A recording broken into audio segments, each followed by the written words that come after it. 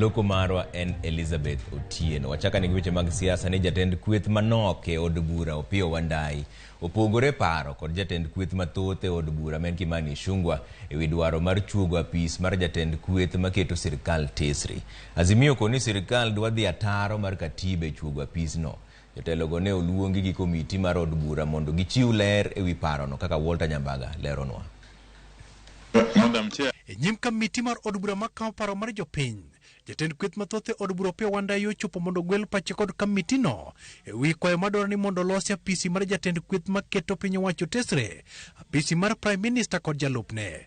Ka Opiyo Wandayi golo chung' motegno mar jo od bura mag Azimio kendo gwenyore paro kod mago ma Kenya Kwanza kama Wandayi okoni kamiti no ni Azimio ok sir paro mar Kenya Kwanza madwaro ni mondo chuogo apisi no kokale od bura. If the creation of these offices were to be done according to the Constitution, would you support them? So, Honorable Owino, if your committee were to recommend, go to a referendum, I can assure you that my coalition would be on the side of those who will vote yes for the creation of those offices. Azimio koni paro mar chuogo apisi makamano en paro mar duoko ji Building Bridges Initiative kata BBI gino mane jatend piny William Ruto ne okino ne wiye mokwongo. In fact, I wish Kenyans had, of course, had gotten a chance to vote on the BBI.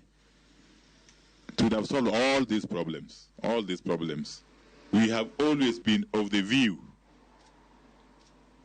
that this country needs to go the parliamentary system way.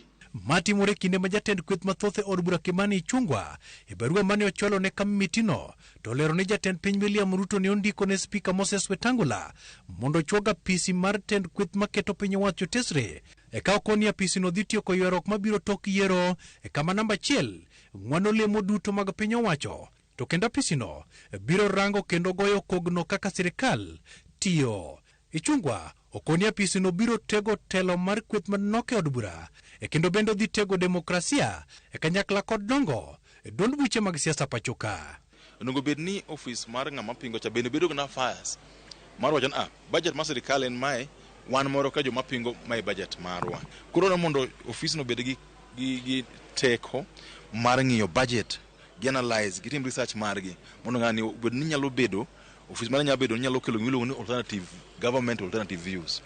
Ng'ama telo ni chama coalition madung kabisa la Molo Odinga nuo kucha onge gi sirkal moyudo. Kalonzo gine mag gido onge sirkal kae. Kodwa ni mondo office no bedi en gi joge mondo bed gi capacity matimo gik makamano. Thank you.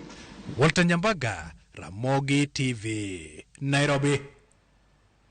Geno to koro nitiere ni kweth Azimio la Umoja kod Kenya